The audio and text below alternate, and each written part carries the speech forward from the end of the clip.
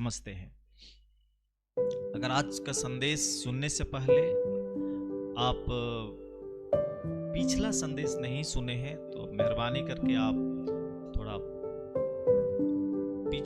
पिछला संडे, पिछले Sunday brother जबलून हमारे साथ थे, उसका पीछे संडे मैंने भविष्यवक्ता के ऊपर में प्रचार किया, यूहन्ना भविष्यवक्ता के बारे में। तो आप उस मैसेज को जरूर सुने। जो सीरीज हो रहा है आज उसका दूसरा भाग है। आज हम और एक भविष्यवक्ता के बारे में सीखेंगे और वो है मूसा। कितने लोग पिछले सप्ताह मेरा जो वो इस सीरीज का फर्स्ट संडे को, कुछ लोग जो लोग नहीं थे उनसे रिक्वेस्ट करते हैं जरूर आप उस मैसेज को सुन लीजिएगा कि आप समझ सके कि भविष्यवक्ता का अर्थ, उसका सिद्धांत क्या है।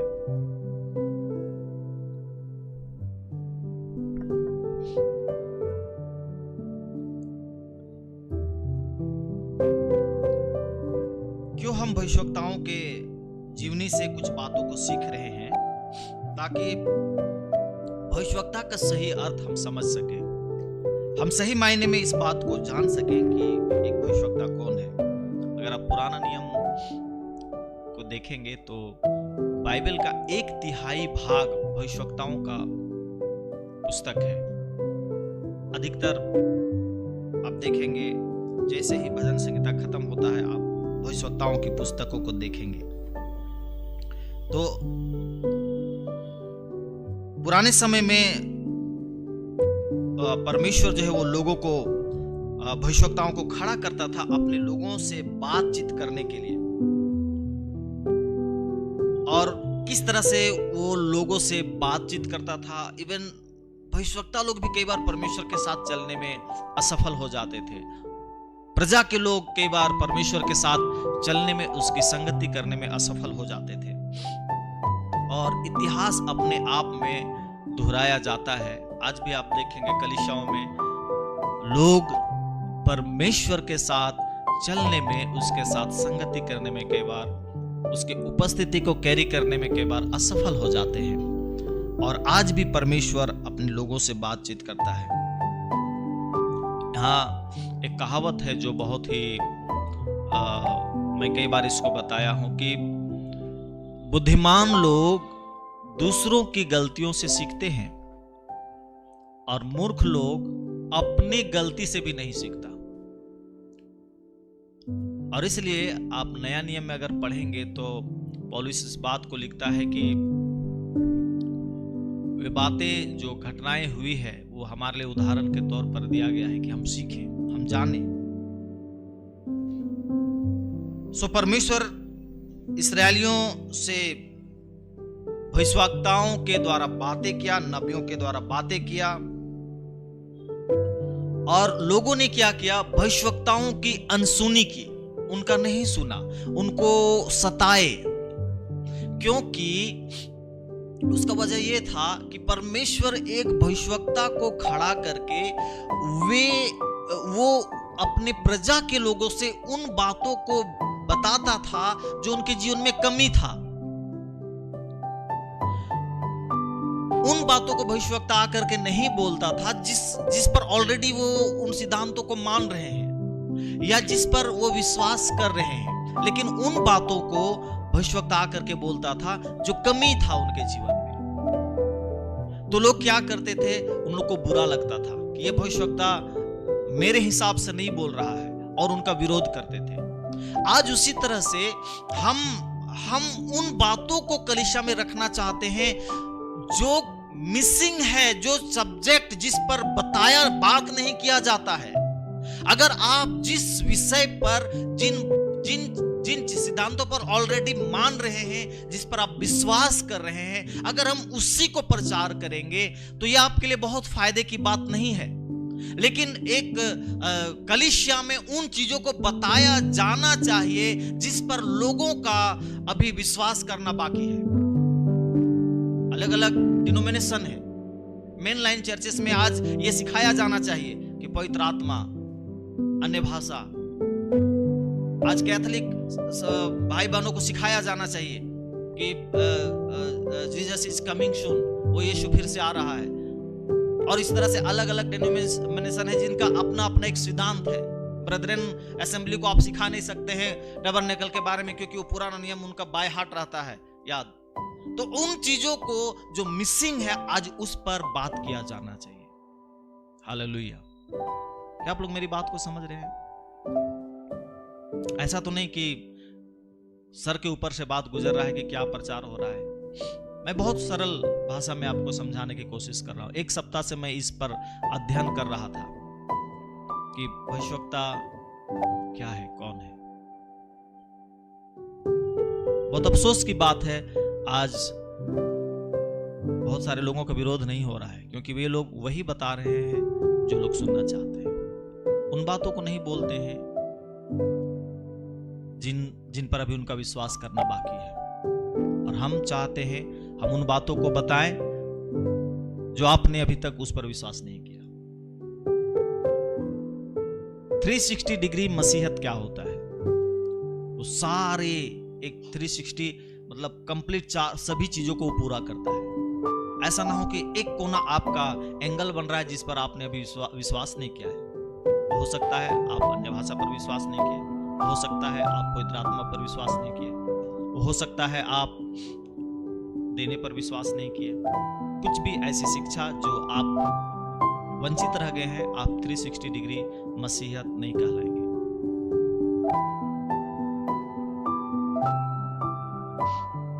ओके, आइए हम लोग सीखते हैं। जो आज के मसीहत में इन बातों को नहीं बताया जाता है, मैं उनको प्रचार करने जा रहा हूं। पुराने नियम में भविष्यवक्ताओं को परमेश्वर खड़ा करता था ताकि लोगों को सिखाए। भविष्यवक्ताओं को खड़ा करता था। एक देश में, एक शहर में एक भविष्यवक्ता होता था, सारे लोग उसके पास जाते थे। लेकिन ध्यान दीजिए, वो समय बीत गया। परमेश्वर का अनुग्रह अब कुछ और है। पढ़िए योएल की पुस्तक, उसका 2 अध्याय और उसका 28 वचन में कि आज के बारे में परमेश्वर ने क्या कहा है जिस समय में हम जी रहे हैं।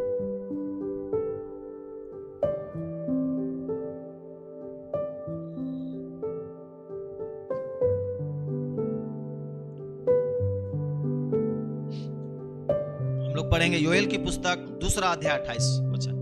क्या लिखा है? कोई भी पढ़े। उन बातों के बाद,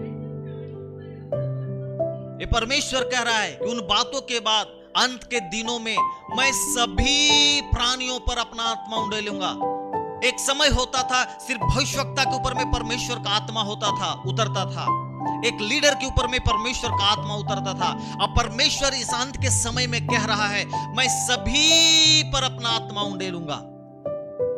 और अब सिर्फ एक भविष्यवक्ता भविष्यवाणी नहीं करेगा, तुम्हारे बेटे और बेटियां भविष्यवाणी करेंगे। अब तुम्हारे पुरनिये लोग उस स्वप्न को देखेंगे। पहले एक विशेष अर्थ के लिए स्वप्न परमेश्वर लोगों को दिखाता था, अब ये आम हो जाएगा, भविष्यवाणी आम हो जाएगा, दर्शन की बातें आम हो जाएंगी। क्योंकि जिस अंतिम समय में हम जी रहे हैं, परमेश्वर का अनुग्रह बढ़ाया गया है। और अब कोई एक भविष्यवक्ता की ओर हम नजरें नहीं उठा सकते कि वहां से कोई भविष्यवाणी होगा और हम उसका फॉलो करेंगे। नहीं, कलीसिया में आप भविष्यवक्ता होंगे। एक कलीसिया में 10, 8, हो सकता है 20, 15 लोग भविष्यवाणी करेंगे, जवान लोग भविष्यवक्ता होंगे। हालेलुया। क्या आप इस शिक्षा पर विश्वास करते हैं, या आपका सोचना है कि एक व्यक्ति होगा जिस पर परमेश्वर का आत्मा उतरेगा, वो स्पेशल होगा, वो हमको भविष्यवाणी की बातें सिखाएगा? नहीं, ये परमेश्वर की प्रतिज्ञा है। अंत के समय में आत्मा, पवित्र आत्मा आप हर एक पर उतरेगा। Praise the Lord. Hallelujah, hallelujah. क्या आप विश्वास करते इस बात पर? हालेलुया। सुनिए, ये संदेश है जो आज मिसिंग है मसीह जगत में। उनको बताया नहीं जाता कि आप वो कैंडिडेट है जो आप पर भी पवित्र आत्मा उतरेगा, आप भी भविष्यवाणी करेंगे, आप भी दर्शन की बातें करेंगे। ये अंत के समय का चिन्ह है। मेरे प्रिय भाई बहन,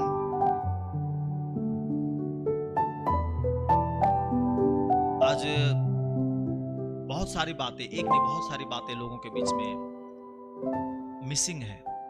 आप जब खाना खाते हैं तो उस खाना में अलग अलग तरह के विटामिन होते हैं, विटामिन सी, विटामिन ए, और सबका अलग अलग आपके शरीर में फायदे होते हैं।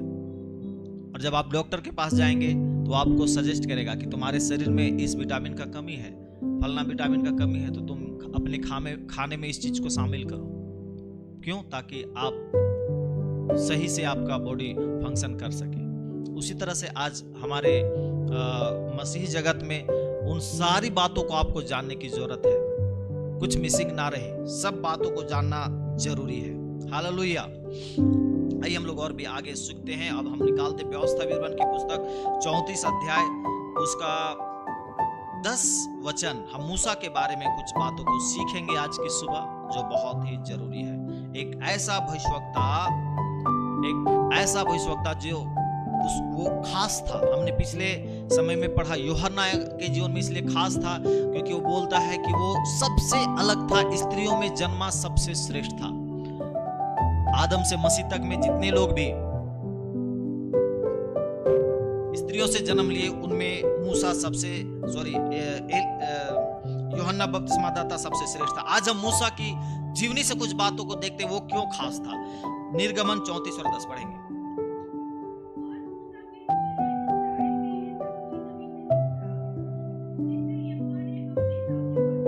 सुनिए, मूसा के समान ऐसा कोई भी भविष्यवक्ता नहीं हुआ। इसका खासियत था कि परमेश्वर इससे आमने सामने फेस टू फेस बात करता था। दूसरों से परमेश्वर दूसरे नबियों से कैसे बात करता था? अगर आप गिनती की पुस्तक 12 अध्याय को पढ़ेंगे 6, 7 और 8, तो परमेश्वर बतलाता है मूसा के साथ वो क्यों इतना क्लोज है, किस तरह का क्लोज है। गिनती की पुस्तक 12 अध्याय 6, 7, 8 अगर आप पढ़ेंगे तो उसके ही बड़े भाई और उसकी बड़ी बहन हारून और मरियम थोड़ा सा उसका क्रिटिसाइज करने लगी कि क्या मेरे द्वारा परमेश्वर ने नहीं बात किया, क्या हमको परमेश्वर ने दर्शन नहीं दिया। हम लोग पढ़ेंगे। तब यहोवा ने कहा,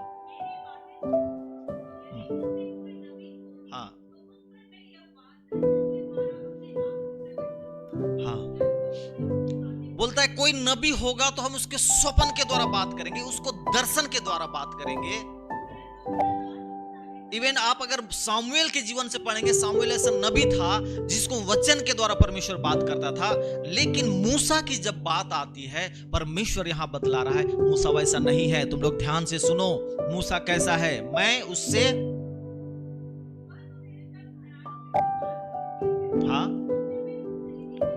मैं गुप्त रीति से नहीं, परंतु आमने सामने और प्रत्यक्ष होकर उससे बात करता हूं। यह है मूसा का खासियत कि वो परमेश्वर उससे आमने सामने बात करता है। ऐसा कोई नबी ना हुआ और ना होगा जिससे परमेश्वर इस तरह से फेस टू फेस बात किया।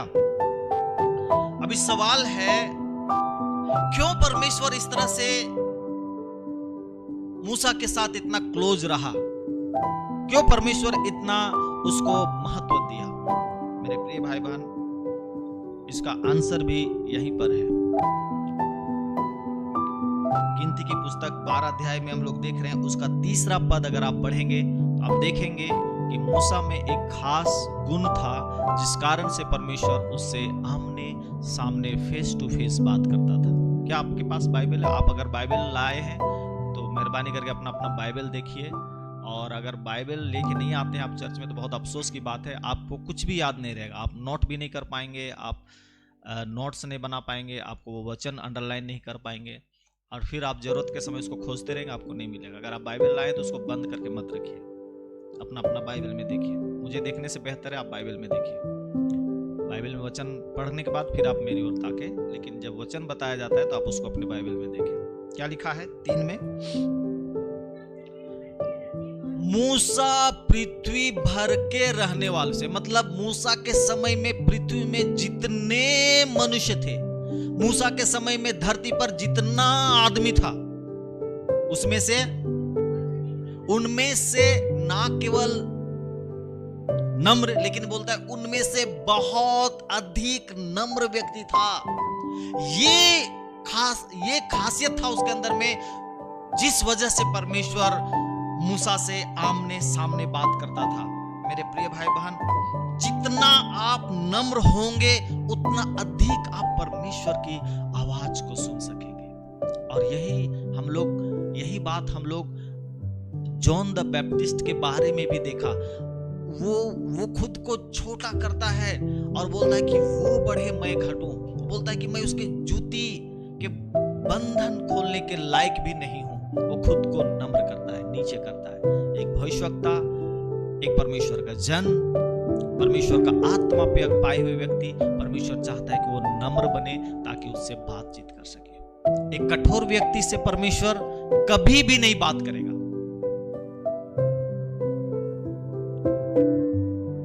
आपको परमेश्वर के सामने नम्र होना होगा। एक नबी, एक भविष्यवक्ता, अगर कोई नबी भविष्यवक्ता अगर स्वप्न देखेगा, जैसे दानियल ने देखा, वो स्पेशल फील करेगा, अरे आज परमेश्वर ने हमको स्वप्न दिया, अरे आज हम तो परमेश्वर का दर्शन को देखे, और वो थोड़ा स्पेशल फील करेगा, अरे परमेश्वर से बात किया। लेकिन मूसा को डेली बात करता था, रोज आमने जाए से बैठा, हाँ मूसा बताओ क्या हाल चाल है, आज खाना क्या खाया, एकदम आम बात, भाई जैसे भाई बात करता है। लेकिन मूसा को कोई घमंड नहीं, बोलता है तुम लोग तो दर्शन और स्वप्न में इतना इंपॉर्टेंट खुद को फील करते, परमेश्वर हमसे डेली बात करता है, फिर भी वो इतना नम्र है, वो बहुत नम्र है, बहुत दीन है। आज कलीसिया में लोगों का सोच कैसा है आपको मालूम है? क्या आप लोग जानते हैं? लोग आज, मैं तो इंपॉर्टेंट व्यक्ति हूं, कलीसिया के अंदर मैं तो इंपॉर्टेंट व्यक्ति हूं, और ये भावना मैं तो फर्स्ट से, मैं तो बहुत पहले से प्रभु को जानता हूं, मैं तो बहुत कुछ जानता हूं, ये इंपॉर्टेंट वाला फीलिंग या सोच आपको, आपके अंदर प्राउड, आपके अंदर घमंड पैदा करता है, और आप परमेश्वर के सामने छोटा नहीं हो पाते हैं। जितना आप खुद को अपनी दृष्टि में छोटा छोटा छोटा छोटा आप करते जाएंगे, जितना खुद को नम्र करेंगे, उतना ज्यादा परमेश्वर से आप उसकी आवाज को सुन सकेंगे, उसकी बातों को सुन सकेंगे। हालेलुया। आज कलीसियाओं में जाएंगे, आप देखेंगे वो खुद का महत्व को कितना बढ़ा चढ़ा करके पेश करते हैं लोग, लेकिन परमेश्वर की शिक्षा यह है, परमेश्वर चाहता है कि हम दीन और नम्र बनते चले जाएं, हम और अधिक नम्र बने। और ये जो इंपॉर्टेंट वाला भावना है, ये बहुत डेंजरस होता है। इसमें क्या होता है, लोग सोचते हैं कि लोगों को मेरे सलाह को मानना चाहिए, लोगों को मेरे सोच के अनुसार होना चाहिए, वो फलना मेरे सोच के अनुसार नहीं है, वो व्यक्ति मेरे सोच के अनुसार नहीं है, वो मेरे सलाह को उसको मानना चाहिए। ये इंपॉर्टेंट फीलिंग, आप खुद को समझने लगते हैं कि हम इंपॉर्टेंट हैं, तब आप सलाहकार बन जाते हैं और आपको लगने लगता है कि ऐसा होना चाहिए। लेकिन परमेश्वर ऐसा नहीं है। परमेश्वर चाहता है कि आप दिन बने और खुद को नम्र करें। प्रिय भाई बहन, बड़ी गंभीरता से इस बात को मैं बताना चाहता हूं। आज परमेश्वर की आवाज सुनने वाला व्यक्ति वो एक नम्र व्यक्ति होता है। वो कभी भी आपको ये फील नहीं करवाएगा कि आप उससे कम हैं। वो आपके साथ वो चाहे कितना भी आत्मिक हो, वो चाहे कितना भी आपसे पुराना मसीह हो, वो चाहे कितना भी जानकार हो वचन का, लेकिन अगर वो नम्र व्यक्ति है, परमेश्वर की आवाज सुनने वाला व्यक्ति है, वो आपको इक्वल ट्रीट करेगा, वो आपके साथ समानता का व्यवहार करेगा। कभी फील नहीं कराएगा कि तुम थोड़ा जानकार नहीं हो, तुम नीचे हो हमसे, तुम अभी नए हो प्रभु में, तुम कुछ नहीं जानते, तुम उधर बैठो। वो इक्वल ट्रीट करेगा, अपने समानता में आपके साथ बर्ताव करेगा। यह है परमेश्वर के आवाज सुनने वाला लोगों का व्यवहार। हालेलुया।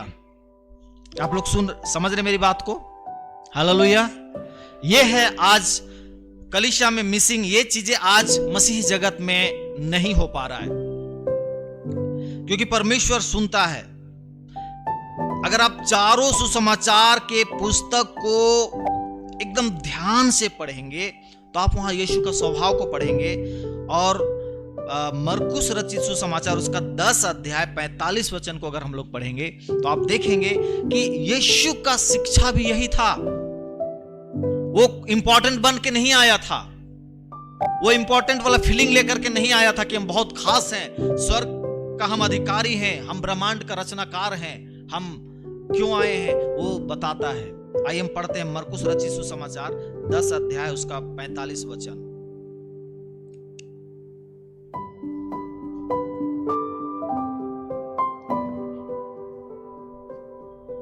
जल्दी से हम लोग पढ़ेंगे, सुनिए। यीशु मसीह खुद बोल रहा है कि सुनो, मनुष्य का पुत्र इसलिए नहीं आया है कि उसकी सेवा टहल की जाए। वो सेवा टहल लेने के लिए नहीं आया है, वो दास और दासी और नौकर बनाने के लिए तुमको नहीं आया है, लेकिन वो दास बन करके आया है, खुद वो तुम्हारी सेवा करे और सबको बचाने के लिए अपना प्राण दे। ये है यीशु की नम्रता, ये है यीशु का स्वभाव। इसलिए मैं बार बार इस बात को कहता हूं, आसान है भविष्यवाणी करना, लेकिन मुश्किल है यीशु के स्वभाव को अपनाना। आसान है दुष्ट आत्मा को निकालना, मुश्किल है यीशु के स्वभाव को अपनाना। आसान है बीमारी के लिए प्रार्थना करना, मुश्किल है पवित्रता का जीवन जीना। और यही बातें आज भी परमेश्वर मसीहों के अंदर ढूंढ रहा है कि मेरा इकलौता पुत्र प्रभु यीशु मसीह का स्वभाव मेरे कौन से बेटे और बेटियों में पाया जाता है। वो आपके अंदर यीशु का स्वभाव को देखना चाहता है। Hallelujah, praise the Lord. क्या देखना चाहता है परमेश्वर? इसका स्वभाव, शैतान का, यीशु मसीह का स्वभाव आपके अंदर वो देखना चाहता है। मैं इन दिनों में YouTube में, टीवी में जो सुनता हूं प्रचार ऐसे ऐसे, ना केवल उनका गलती है, सुनने वाला भी सुनना ही ऐसा चीज चाहते हैं। ब्रेन वॉश हो जाएगा आप उनका मैसेजों को सुनेंगे तो। मैं जब सुनता हूं कई बार ऐसे मैसेज, मैं उनको देखने के लिए, जानने के लिए, समझने के लिए, इवन मेरा ब्रेन वॉश हो जाता है देखते देखते कि फिर मैं सोचता हूँ प्रभु मैं इतना तेरे वचन को जानता हूँ, ये कितना कितना घातक प्रचार लोग कर रहे हैं कि मेरा भी ब्रेन वॉश हो जा रहा है। तो आम लोगों को कितना सावधान रहना चाहिए ऐसे शिक्षाओं से जो आपको ब्रेन वॉश कर देगा। लोडली प्रीच करेंगे, ऐसे ऐसे एग्जाम्पल देंगे कि आपका ब्रेन वॉश करके आपको समझा देगा ये डॉक्ट्रिन है, तुम गलत डॉक्ट्रिन में चल रहे हो।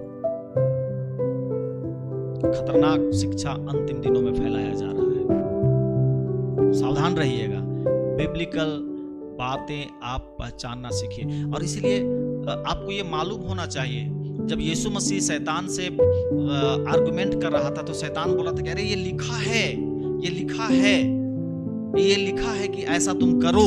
शैतान गलत नहीं बोल रहा था, वचन से बोल रहा था, ये लिखा है तुम इसको करो।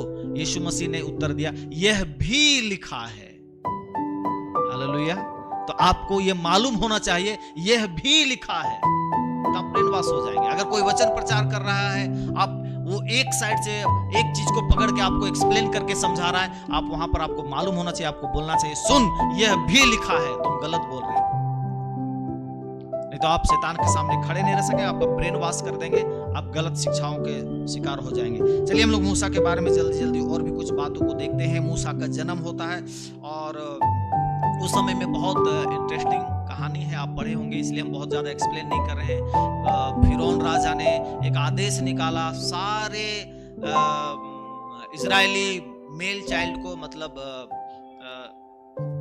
जो बच्चे हैं, लड़का बच्चा है, उनको नील नदी में फेंक दिया जाए, मार दिया जाए, जो लड़की बच्ची है उनको रहने दिया जाए। इस तरह का आदेश पारित किया और उसी समय में बहुत ही मूसा का जन्म होता है। ऐसी परिस्थिति में फिर वो बच जाता है।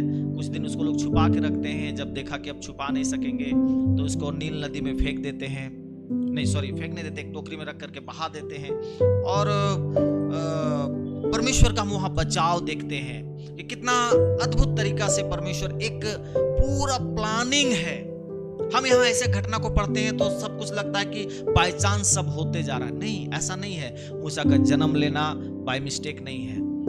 ऐसा नहीं है कि फिर उन लोग को मालूम था कि बेटा होगा तो मार दिया जाएगा, चलो फिर भी हम लोग बच्चा पैदा करते हैं, अरे बाय मिस्टेक बेटी होना चाहिए, बेटा हो गया। नहीं, परमेश्वर का सब प्लानिंग था। मूसा का जन्म, उसका बचाया जाना, ठीक फिरौन नदी में डाला मूसा को, क्या नाम है, नील नदी में मूसा को डाला। ठीक उसी समय फिरौन की बेटी को खुजली होता है, वो नदी नहाने जाती है और उसी समय वो उसको बचा के लाती है, फिर अपना बेटी बनाती है। फिर मरियम छुप के देखते रहती है, उसकी बड़ी बहन, और बोलती है फिरौन की बेटी को, मैं आपके लिए एक दाई लाऊं जो इसको दूध पिलाएगी। फिर उसका अपना माँ को ही लेकर के आता है, मूसा अपना ही माँ का दूध पीता है। बहुत इंटरेस्टिंग कहानी। लेकिन इस सब के बीच में मैं आपको बताऊं, इन सारे घटनाक्रम में परमेश्वर सब कुछ पर नियंत्रण रखा हुआ था। मूसा का जन्म ऐसे ही नहीं हुआ था। अगर आप सोचते हैं कि आप ऐसे ही नहीं, आप स्पेशल है। परमेश्वर के पास आपके लिए एक योजना है। बहुत सारे लोग कहते हैं कि नहीं, हम तो चौथा बच्चा है, मेरा माँ बाप लोग रखना नहीं चाह रहे थे, बाय मिस्टेक हम हो गए। वो आपके माँ बाप का इच्छा नहीं था, ये हमारा परमेश्वर का इच्छा है। आप स्पेशल व्यक्ति हैं। हालेलुया, आप स्पेशल हैं। और इसीलिए जिस तरह मूसा को परमेश्वर ने हमेशा बचाया है, परमेश्वर आपको भी मृत्यु से, बीमारी से, कई बार आप याद कीजिए, आप जोखिमों से इसलिए बच निकले हैं। कहा जाता है कि नील नदी में बहुत मगरमच्छ हुआ करता था, कितने बच्चों को खा जाता था। इसलिए फिरौन आदेश निकाला था कि नील नदी में सबको डाल दिया जाए। लेकिन मूसा को इससे पहले कि मगरमच्छ खाए, परमेश्वर उपाय किया, उसको बचाया। परमेश्वर आपको बचा के रखा है क्योंकि आपके जीवन से परमेश्वर का एक बहुत खास उद्देश्य है। विश्वास करते हैं? विश्वास करने वाले लोग बोलेंगे हालेलुया। अगर आप सोचते हैं कि नहीं बेकार है, ऐसे ही प्रभु में आ गए, नहीं, आप स्पेशल है। आपके लिए परमेश्वर के पास एक उद्देश्य है।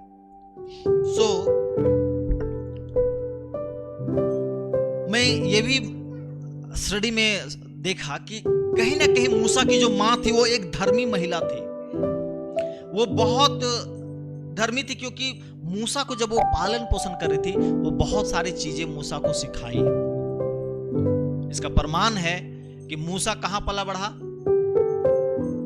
हाँ, कोई तो बोलिए, जोर से बोलिए, कहां? राजभवन में फिरौन के पास, वहां पला बढ़ा, वहां पर शिक्षा हासिल किया। लेकिन उसको सब बातें मालूम था, मेरा पूर्वज तो अब्राहम, इसहाक और याकूब का पर्व है, वहां से मैं। हालेलुया। कौन ये बातें सिखाया? मूसा की मां उसको बचपन में सिखा के रखी थी कि बेटा याद रखना, तुम पलोगे, बढ़ोगे, तुम्हें मिस्र की विद्याएं सिखाई जाएंगी, तुम राजकुमार की तरह पलोगे, बढ़ोगे। याद रखना, तुम उनके नहीं हो, तुम अब्राहम, इसहाक और याकूब का वंश हो। तुम जीवित परमेश्वर यहोवा जिसकी हम लोग आराधना करते हैं, तुम उसका संतान हो। ये सब कुछ उसकी मां सिखा के रखी थी उसको। कुछ लोग ऐसे हमारे कलीसिया में हो सकते हैं कि आपके माता पिता प्रभु में नहीं है। अगर आपके माता पिता प्रभु में है तो आप एक्स्ट्रा बाइबल का थोड़ा जानकार होंगे, आप एक्स्ट्रा थोड़ा सा सीखेंगे। और हम ऐसा विश्वास करते हैं एक्स्ट्रा अनुग्रह आप पर होगा, क्योंकि आप बचपन से माता पिता के शिक्षाओं को आपको कोई तो गाइड किया। धर्मी माता पिता, आपका हाथ आपके ऊपर था। बट अगर आपके पास ऐसा नहीं है, आपके माता पिता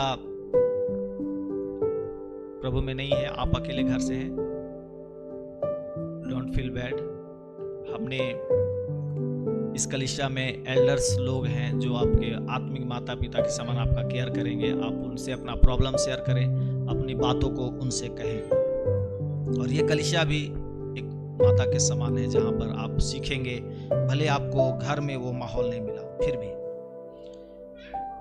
तो हम मूसा के जीवन से और भी कुछ बातों को हम देखते हैं। हम लोग निकालेंगे जल्दी से इब्रानी की पुस्तक 11 अध्याय 24, 25 और 26 को हम पढ़ेंगे। हम देखते हैं और भी बातों को, क्योंकि मूसा जानता था कि वह शैतान के गढ़ में रह रहा है। वहां उसको सिखाया गया, लेकिन वो जानता था वो कौन है। मेरे प्रिय भाई बहन, याद रखिएगा, आप प्रभु को पाते हैं हायर सेकेंडरी पास करते हैं, कॉलेज जाते हैं, फिर जॉब में जाते हैं, आपको सिर्फ और सिर्फ फिरौन का माहौल मिलेगा। लेकिन उस दौरान आपको ये याद रखना है, आप उनके जैसा नहीं हो सकते, क्योंकि आप परमेश्वर से बिलोंग करते हैं। आइए हम पढ़ते हैं इब्रानी की पुस्तक 11 अध्याय 24, 25, 26।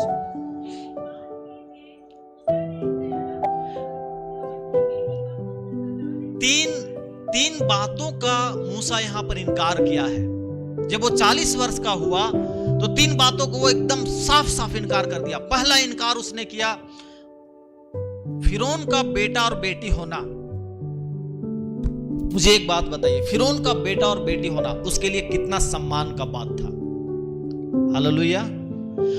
वो प्रतिष्ठित कहलाता, वो इतना सम्मानजनक राजा खानदान का वंश कहलाता, लेकिन उसको विश्वास था, वो उसको रिफ्यूज कर दिया कि मैं उस अधर्मी का बेटा और बेटी का मैं सम्मान नहीं लूंगा, मैं परमेश्वर से बिलोंग करता हूं। संसार आपको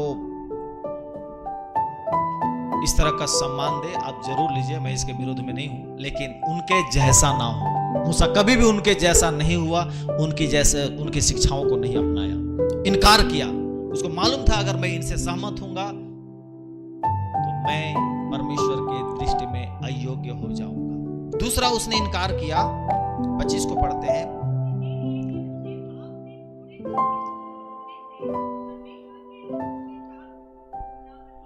दूसरा इनकार उसका था, नहीं, हम पाप में मिस्रियों के समान हम नहीं जिएंगे, और वो भी थोड़ा दिन के लिए। पाप का सुख थोड़ा समय के लिए होता है, याद रखिएगा। और मूसा इस बात के लिए इनकार कर दिया, नहीं, हम पाप का जो थोड़ा समय के लिए हमको सुख देता है, हम उसका इनकार करते हैं। वो जानता था हम कौन है। अगर आपको मालूम है आप कौन हैं, आप पर अनुग्रह हुआ है, आप उद्धार पाए हैं, तो आपको पाप का इनकार करना चाहिए। नहीं, ये सब चीजें मैं नहीं करूंगा, क्योंकि मैं संसारिक लोगों के समान नहीं हूं, मैं उनके समान गलत चीजों में इन्वॉल्व नहीं हो सकता। और तीसरा उसने इनकार किया था,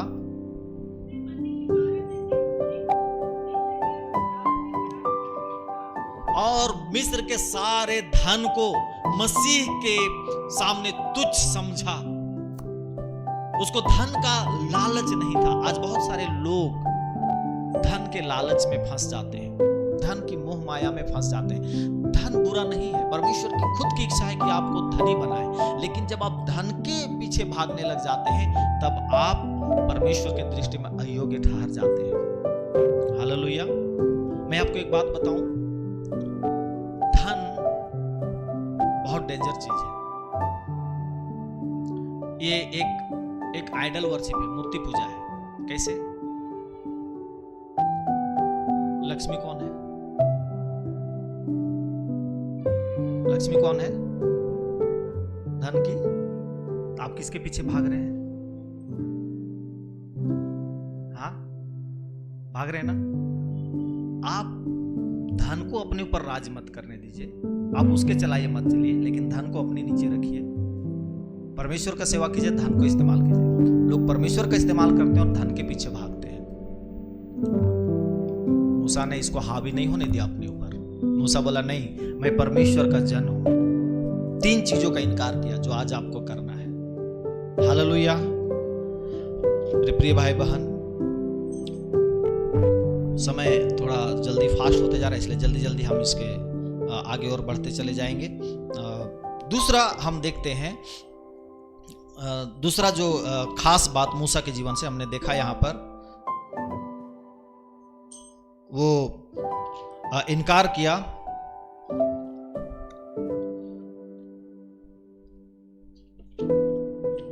निर्गमन की पुस्तक 2 अध्याय 11 वचन जल्दी से निकालेंगे।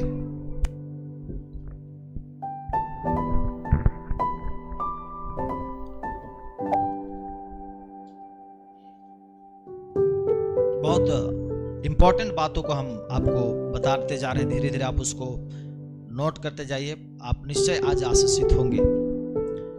निर्गमन 2:11। ऐसा हुआ, मूसा 40 साल का हुआ, जवान हुआ,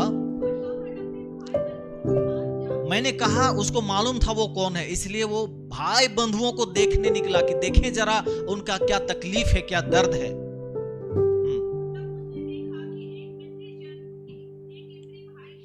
वो देख रहे एक मिस्री मेरे जाति भाई को मार रहा है।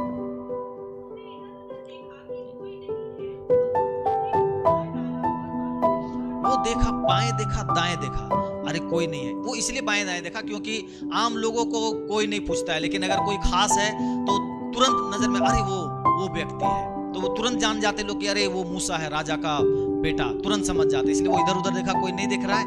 उसने मिस्री को ऐसा मारा कि वो मर गया। इसका मतलब हो ना हो मूसा काफी बॉडी बिल्डर और एकदम अच्छा आदमी था, है ना। नहीं तो किसी को एक ही बार मारना और खत्म हो जाए, ऐसा नहीं हो सकता है। तो वो मार डाला और उसको छुपा दिया, मतलब एक हिंसक हो गया। देखिए कायदे से अगर देखा जाए, ध्यान दीजिएगा, कायदे से अगर देखा जाए तो एक भविष्यवक्ता को कैसा होना चाहिए? बहुत सौम्य, बहुत शांत स्वभाव का, बहुत हम्बल। देखा कि अत्याचार हो रहा है, हम प्रार्थना करेंगे, ओ प्रभु अत्याचार हो रहा है, इसको बचा लीजिए। लेकिन यहाँ तो उल्टा हो रहा है, एक हिंसक भावना उसके अंदर से आता है और वो अपने हिसाब से फैसला करके रफा दफा कर देता है। हम यहाँ पर आपको इस बात को बताना चाहते हैं, हमारा परमेश्वर जब किसी को चुनता है तो वो कैसे लोगों को चुनता है। मेरे प्रिय भाई बहन, हम कुछ लोगों के जीवन को देखेंगे। मूसा जो एक हकलाने वाला योग्यता नहीं रखता था, पौलुस जो एक हत्यारा था, दाऊद जो एक अनुभवहीन व्यक्ति था, और ऐसे लोगों को वो चुनता है अपनी सेवा के लिए। मैं आज की सुबह आपको उत्साहित करना चाहता हूं कि आप कमजोर व्यक्ति हो सकते हैं। आप हो सकते हैं कि आप बहुत सारा आपके अंदर में कमी हो, आप सोचते हुए कि अरे मैं वो योग्यता नहीं रखता, मैं ऐसा काबिल नहीं हूं, लेकिन फिर भी आप परमेश्वर का चुनाव है। क्योंकि जब आप सच में परमेश्वर को अपना जीवन समर्पित करते हैं, परमेश्वर ऐसा योग्यता नहीं देखता है कि ऐसा खास बात होगा तब हम फलना को इस्तेमाल करेंगे, ऐसा वो बहुत होली लाइफ जिएगा तब हम उसको इस्तेमाल करेंगे। नहीं, हमारा परमेश्वर का, आप इन सारे लोगों को, नबियों को चुनाव देखें, कैसे कैसे लोगों को चुन के खड़ा किया। एलिया के बारे में बोलता है, वो तो इनकार कर दिया था, मैं नहीं करूंगा, वो भाग रहा था। हालेलुया। और हम देखते हैं हमारा परमेश्वर, साथ ही साथ हम आपको उत्साहित करना चाहते हैं कि आप भी परमेश्वर का नबी हो सकते हैं, सेवा कर सकते हैं। क्यों? क्योंकि हमारे अंदर भी बहुत सारा कमियां हैं, और कमी होने के कारण 100% मैं दावा करता हूं परमेश्वर आपका इनकार नहीं करेगा। इवन मूसा जो है, आप देखेंगे वो कोई काम का नहीं था, वो तो अपना घर दमाद था, घर जमाई था, वो अपना ससुर के घर में रहता था। तो फिर आप सोचेंगे परमेश्वर कायदे से तो नहीं होना चाहिए कि एक नालायक आदमी को चुन करके, जो खुद किसी के आश्रित है, उसका खुद का घर नहीं है, वो ससुराल में घर जमाई बन के रह रहा है, उसको क्यों खड़ा करेगा परमेश्वर? मेरी बात को समझ रहे हैं? इसलिए कभी भी अपने साथ किसी का तुलना मत कीजिए। अरे हम तो बहुत छोटा, आपके अंदर में हीन भावना आ जाएगा। अरे मैं तो कुछ खास नहीं हूं, मैं बहुत गरीब हूं, मैं अनपढ़ हूं। हमारा परमेश्वर इन सब चीजों को नहीं देखता। Praise the Lord, hallelujah. इसलिए आपको उत्साहित करना चाहता हूं इन बातों को बता करके, आप कभी भी किसी के साथ अपना तुलना ना करें। चलिए और जल्दी आगे बढ़ते हैं। निर्गमन की पुस्तक 4 अध्याय में आएंगे, फिर 24 वचन को पढ़ेंगे। थोड़ा और इंटरेस्टिंग यहाँ पर कुछ बातें, ध्यान से सुनिएगा। तब ऐसा हुआ, मार्ग पर भेंट किया परमेश्वर ने और मूसा को मार डालना चाहा। क्या ऐसा बात हुआ कि परमेश्वर जिसको 80 साल तैयार किया, उसके पीछे मेहनत किया, उसको तैयार किया, उसको दर्शन देकर तैयार किया, और फिर बोलता है कि आज इसको मार डालते, खत्म कर डालते हैं? क्यों ऐसा परमेश्वर ने योजना बनाया? क्या ऐसा मूसा ने गलती कर दिया? आपको मालूम है क्यों परमेश्वर ने ऐसा योजना बनाया? मैं आपको बताना चाहता हूं। हमारा परमेश्वर दयालु है, जरूर दयालु है, जरूर हमारा परमेश्वर रिस्टोर करने वाला परमेश्वर है, जरूर हमारा परमेश्वर बहुत करुणामय परमेश्वर है। लेकिन साथ ही साथ आज एक बात अच्छी तरह कान खोल करके सुन लीजिए, ये संदेश मिसिंग है आज मसीह जगत में। मैं बार बार आपको बताना चाहता हूं, हमारा परमेश्वर स्ट्रिक्ट परमेश्वर है और जिसको स्पेशली मिनिस्ट्री के लिए चुना है उसके साथ बहुत स्ट्रिक्टली व्यवहार करता है। लापरवाही परमेश्वर को पसंद नहीं है। जहां फिरौन जो हजारों देवी देवताओं की उपासना कर रहा है, हर एक तरह का अपराध में लौलीन है, हर तरह का गुनाह कर रहा है, परमेश्वर उसकी ओर दृष्टि नहीं कर रहा है। मूसा जस्ट एक छोटा सा गुनाह किया है, एक छोटा सा गलती किया है और बोलता है कि आज इसको हम खत्म कर देते हैं यहीं पर। मालूम है वो क्या गुनाह था? कितने लोग जानते हैं इस बात को? कोई जानते हैं क्या गुनाह किया था उसने? परमेश्वर ने बोला था, सुनो मूसा, तुमको हम अपने प्रजा के लिए अगुआ बनाते हैं, तुमको उनको गुलामी से छुड़ाना है, तुम उनका सबका खतना करना ये विधि रहेगा। और बोला था तुम अपने पहले जा करके सबसे पहले अपना दोनों बेटा का सरकमसिजन करो, खतना करो। और मूसा ने परमेश्वर की बात पर ध्यान ही नहीं दिया, वो किया ही नहीं। तो यहां परमेश्वर अचानक से ऐसा प्लान करता है। सुनिए, मैं एक बार प्रार्थना कर रहा था, मैं कनेक्ट नहीं हो रहा था परमेश्वर से, मैं कनेक्ट नहीं हो पा रहा हूं। प्रभु क्या ऐसा बात है? अचानक याद है एक छोटा सा गलती मेरे जीवन से हुआ था और उसकी वजह से परमेश्वर से मैं कनेक्ट नहीं हो पा रहा हूं। फिर जब मैं उसको स्वीकार किया, तुरंत प्रभु मेरे जीवन में आनंद से भर दिया। मैं बोला प्रभु धन्यवाद, मुझे ऐसा ही आनंद, मुझे ऐसा ही मेरे साथ ट्रीट कीजिए। मेरे प्रिय भाई बहन, मैं एक बात आपको बताना चाहता हूं, सेवा हमेशा घर से शुरू होता है। जब आपको प्रभु बुलाया है, आपकी सेवकाई आपके घर से परमेश्वर पहले कराएगा। मूसा को बोल रहा है कि तुम 20 लाख लोगों की अगुवाई करने जा रहे हो और खुद के घर में तुम जो हम तुमको बोले उसको पूरा नहीं कर रहे हो। मेरा आज आपसे एक सवाल है, जिस तरह मूसा के साथ था कि मूसा तुम 40 लाख इजरायलियों की से अगुवाई करने जा रहे हो और अपने घर में जो तुमको बोले उसको करने से तुम कतरा रहे हो। मैं एक सवाल करना चाहता हूं, घर में आज आपका कैसा आत्मिक माहौल आप मेंटेन किए हैं? अब बाहर सोचते हैं बहुत अच्छा गीत गाते हैं, चर्च में आके बहुत अच्छी बातों को करते हैं, हो सकता है आप दूसरे को अच्छा प्रचार कर रहे हैं, लेकिन सवाल है आपका रवैया घर में कैसा है? सुसमाचार घर के लोगों से होता है। अगर आप घर के लोगों को ही वचन नहीं बताए हैं, उनके लिए ही आप एक आदर्श नहीं बने हैं, आप बाहर कभी भी सेवा नहीं कर सकते। आप देखते हैं अपने लोगों को जिनको उद्धार नहीं हुआ, तो आप उसके बारे में क्या सोचते हैं? आप क्या फील करते हैं? क्या आपको जलन हुआ उसको देख करके? अगर मेरी माँ, मेरा पिता, मेरा भाई अगर उद्धार नहीं पाया है और हम कुछ नहीं करें तो आप उसके दुश्मन हैं, क्योंकि आपको मालूम है कि अगला नर्क जाने वाला है और आप चुपचाप बैठे हैं। मेरे प्रिय भाई बहन, अपने घर में अगर आप डिसोबीडिएंट हैं तो कैसे आप से बाहर सेवा करेंगे? सुनिए, उसकी पत्नी उसका जान बचाई, वो तुरंत चकमक का पत्थर लाई और दोनों बेटों का खतना किया और बोला मूसा तुम मेरा लहू बहाने वाला पति हो। उसका पत्नी उसका जान बचाई। मैं आपको बताऊं आज घर में किन बातों के लिए लड़ाई होता है? किन बातों के लिए होता है? खाना टेस्ट नहीं था, कपड़ा धोना भूल गया, उस पर लड़ाई कर रहे हैं, छोटा छोटा बात के लिए, है ना, टाइम से कुछ नहीं मिला, इन छोटी छोटी चीजों के लिए आपका घर में आपका लड़ाई होता है।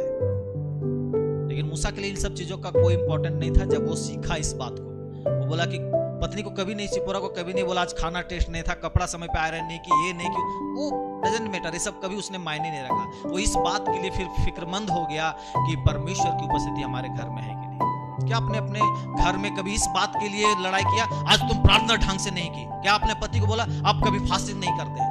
आप लोग का सारा लड़ाई घर के मैटर के लिए होता है, आत्मिकता को मेंटेन करने के लिए लड़ाई होता है। कितने लोग अपने घर में आत्मिकता को मेंटेन करने के लिए लड़ाई किए हैं? दो ही हाथ देख रहा हूं, राहुल और ज्योति, मतलब ये लोग खूब लड़ते हैं।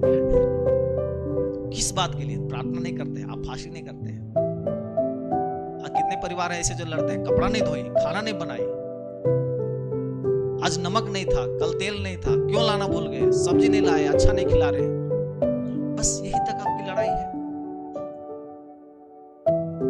प्रिय भाई बहन, अगर घर में आपका आत्मिक माहौल सही नहीं है, बाहर परमेश्वर आपको कभी इस्तेमाल नहीं करेगा। मूसा को एक छोटा सा गलती के लिए मार डालने के लिए तैयार हो गया। आप क्या सोचते हैं आप बहुत इंपॉर्टेंट है? आप क्या सोचते हैं बहुत खास व्यक्ति हैं, आपके बिना काम नहीं चलेगा परमेश्वर का? पत्थरों से जय जयकार करा सकता है हमारा परमेश्वर, लेकिन लापरवाही बर्दाश्त नहीं कर सकता।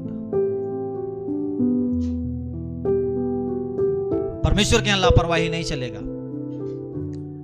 आप अपना मर्जी से आते जाते हैं, टाइम को आपको ख्याल नहीं रहता कितना बजे चर्च है। 10 बजे से हम लोग 11 बजे आते हैं, 11 बजे से तो हम 12 बजे पहुंचते हैं। ये सब लापरवाही है मेरे प्रिय भाई बहन। घर में अगर आपको लड़ाई करना इस बात के लिए कीजिए कि आज आपने बाइबल पढ़ा क्या, अपना पति को, अपना पत्नी को, अपना भाई को, अपने माता पिता को इस बात की लड़ाई कीजिए कि क्या आपने प्रार्थना किया, क्या आपने बाइबल पढ़ा। इन बातों का आप चिंता करते हैं तो आप घर में आप सही आत्मिक वातावरण को बना रहे हैं, नहीं तो आप घर का दुश्मन है, आप लोगों को नरक की ओर ले जा रहे हैं।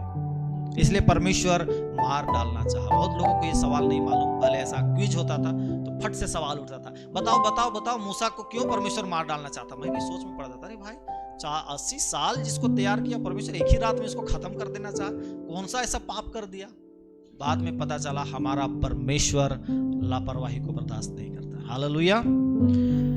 तो अब हम आपको समय हो गया, इसलिए मुख्य सेवा आखिरी पॉइंट बता करके, भविष्यवक्ता का सिद्धांत का आखिरी पॉइंट बता करके मैं समाप्त करना चाहता हूं, और ये इंपॉर्टेंट है, ध्यान से सुनिएगा। मूसा की मुख्य सेवा क्या था? इतना देर में आपने समझा मूसा का मुख्य सेवा क्या था? क्या आपने गौर किया? इसका मुख्य सेवा था इजरायलियों को गुलामी से निकालना। देखिए, इजरायली लोग सही धर्म को मान रहे हैं, इजरायली लोग राइट रिलीजन में हैं, वो यहोवा परमेश्वर की आराधना कर रहे हैं, वो इजिप्ट का किसी भी आइडल को वो दंडवत नहीं कर रहे हैं, लेकिन फिर भी वे गुलाम हैं। सब कुछ सही है, प्रार्थना परमेश्वर से कर रहे हैं, सही धर्म को मान रहे हैं, लेकिन गुलाम में है। और इसलिए परमेश्वर मूसा को, एक भविष्यवक्ता को खड़ा करता है कि मेरे लोगों को क्या करो, गुलामी से आजाद कराओ, ये तुम्हारी मिनिस्ट्री है। मेरे प्रिय भाई बहन, सेम एकदम इक्वल आज वही हालात हमारे साथ है। आज की मसीहत यही है, सही धर्म को मान रहे हैं, क्रिश्चियन है, सही गीत गा रहे हैं, सही राग में गा रहे हैं, इवन उसके पास सही धर्म ग्रंथ है, वही जो हमारे पास है, बाइबल है, लेकिन सब कुछ सही होने के बाद भी आज भी कलीसिया में लोग पाप के गुलाम हैं। उनको छुड़ाया नहीं गया, उनको वो चीजें बताई नहीं गई, उनको शैतान, अभी भी वो शैतान की सेवा कर रहे हैं। सही धर्म ग्रंथ को पढ़ रहे हैं, सही परमेश्वर की आराधना कर रहे हैं, सही राइट रिलीजन में है, लेकिन अभी भी वो शैतान की सेवा कर रहे हैं। क्यों? क्योंकि शैतान उसको बोलता है चलो गुस्सा करो, वो गुस्सा करता है। अरे चलो ईर्ष्या करो, शैतान बोलता है झगड़ा करो, वो तैयार हो जाते हैं। शैतान बोलता है कि एकदम हाइपर टेंशन में तुम आ जाओ, वो उसकी बात को मानते हैं। शैतान बोलता है कि चलो झूठ बोलो, शैतान बोलता है चलो अभिलाषा अपने मन में पैदा करो, और हर वो शैतान की जो इच्छा है आप पूरा कर रहे हैं, तो आप शैतान के गुलाम में, पाप के गुलाम में हैं। शैतान बोलता है अरे पैसे से प्यार करो, आपको पैसे से बहुत प्यार है, आप हर वो बात शैतान का मान रहे हैं। राइट रिलीजन है, सही परमेश्वर की आराधना कर रहे हैं, सही सब कुछ सही है, लेकिन कहीं तो कहीं आप शैतान की आराधना कर रहे हैं, शैतान के साथ सहमत है। और इसीलिए आज परमेश्वर आपको मूसा की सेवकाई दे रहा है कि लोगों को गुलामी में, पाप के गुलामी से निकालो। परमेश्वर बोल रहा है, मूसा को नहीं बोला देखो तुमको नया डॉक्ट्रिन उनको नहीं देना है, वो सब कुछ सही कर रहे हैं, तुमको बस उनको गुलामी से निकालना है। मेरे प्रिय भाई बहन, आज के मिनिस्ट्री में सबसे बड़ा प्रॉब्लम यह है कि लोग जो है कैसे सेवकाई कर रहे हैं, कैसे पैसा को बढ़ाया जाए। मूसा ने कभी लोगों से पैसा मांग मांग करके बिल्डिंग नहीं खड़ा किया, कभी वो अपना मिनिस्ट्री के लिए पैसा नहीं, चंदा नहीं किया, अपना झोली नहीं भरा। मेरे प्रिय भाई बहन, आपको बताना चाहते हैं परमेश्वर आपको चुना है गुलामी से आजादी दिलाने के लिए। आपको ये संदेश परमेश्वर दे रहा है कि आपको खड़ा होना है शैतान के सामने, जैसा मूसा खड़ा हुआ फिरौन के सामने और बोला है मेरे लोगों को जाने दो, गुलामी से आजाद करो। आपको खड़ा होना है शैतान के सामने और उसके अधिकार को खत्म करना है। मेरे लोगों को जाने दो, छोड़ो, मेरे परिवार को जाने दो, मेरे परिवार को आजाद होने दो गुलामी से। तुम पाप के बंधन में उनको नहीं रख सकते। हालेलुया। पाप के ऊपर में विजय दिलाना, यह है मूसा की मिनिस्ट्री। हालेलुया। यह है एक भविष्यवक्ता की सेवा। क्या आप ये सेवा करना चाहेंगे? हालेलुया। यह है एक भविष्यवक्ता का सेवा। और हमारी सेवकाई के दौरान हम इस बात की परवाह नहीं करते कितना मेरा टीम के लोग परफेक्ट बजा रहे हैं या परफेक्ट गा रहे हैं। मेरे लिए मैटर नहीं करता, आप जैसे गा रहे हैं, जैसे कर रहे हैं। मैटर ये है आप पाप के ऊपर में जय प्राप्त कर रहे हैं या नहीं। हालेलुया। और हमारी मिनिस्ट्री के दौरान हमारा नजर आपके पैसों पर नहीं है। ध्यान से सुन लीजिएगा, आपको जहां दान देना है, आपको जहां पैसा भेजना है भेजिए, हमारा उस पर बिल्कुल ध्यान नहीं। हमारी सेवकाई है उन लोगों को पाप के ऊपर में जयवंत होना सिखाना। हमारी सेवकाई है आपको एक अच्छा शिक्षा देना ताकि आप जो है उस गुलामी से निकल सके। जब मूसा, उसका हृदय जल रहा था, देखिए जरा मेरे लोगों के साथ क्या हो रहा है। परमेश्वर का हृदय जल रहा था, अरे कौन इनको छुड़ाएगा। दोनों को दर्शन मैच किया, तब जाके मूसा को खड़ा करता है। क्या आज परमेश्वर के दर्शन के साथ आपका दर्शन मैच कर रहा है? क्या उसका सोच के साथ आपका सोच मैच कर रहा है? लोग कैसे जी रहे हैं? हमारे लोग अभी भी पाप में पड़े हैं। जब मैं उद्धार पाया, जब मैं प्रभु को जाना, सबसे पहले मेरा ख्याल आया, अरे मेरे लोग, अरे मेरे मामा मामी चाचा चाची, अरे मेरे लोग वो प्रभु को नहीं जानते। मैं उनकी ओर भागा सुसमाचार को लेकर के। क्या आपको दुख लग रहा है उन लोगों को देख करके, अपने लोगों को देख करके जिनको सुसमाचार पर विश्वास नहीं कर पाए, वो उद्धार नहीं प्राप्त कर पाए? अगर आपको दुख नहीं हो रहा है, अगर आपको अफसोस नहीं रहा उनको देख करके,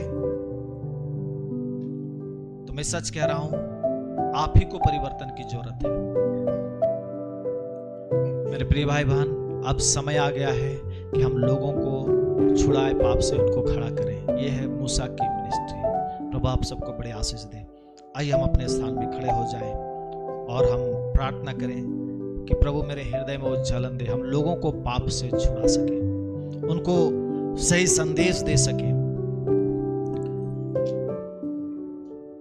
हम लोगों को तेरे प्रेम के बारे में बता सके, हम उनको पाप से किस तरह से आजाद हो सके वो संदेश दे सके। ये है हमारी सेवकाई। आइए हम प्रार्थना करेंगे। हालेलुया। धन्यवाद परमेश्वर। प्रभु इजरायलियों को देख के तेरा हृदय में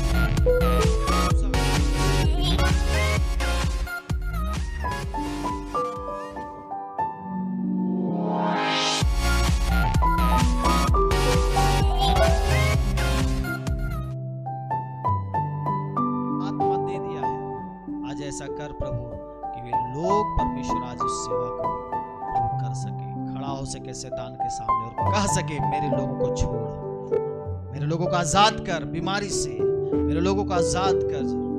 हालेलुया, हालेलुया। धन्यवाद यीशु, हालेलुया। धन्यवाद परमेश्वर, तेरे नाम की स्तुति करते हैं, महिमा देते हैं।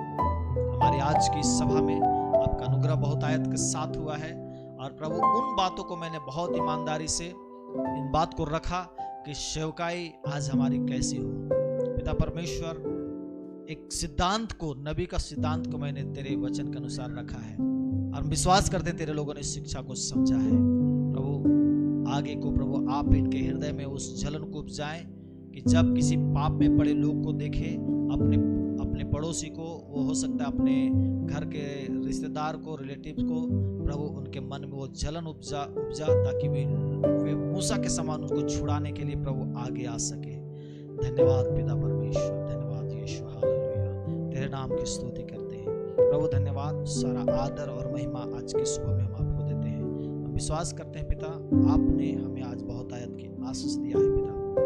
जो लोग ऑनलाइन में हमारे साथ जुड़े हैं, हम प्रभु प्रार्थना करते हैं उनके ऊपर में तेरी बड़ी करुणा हो और ये संदेश के द्वारा वे लोग भी आज आशीषित होने पाए। Thank you Lord, hallelujah. सारी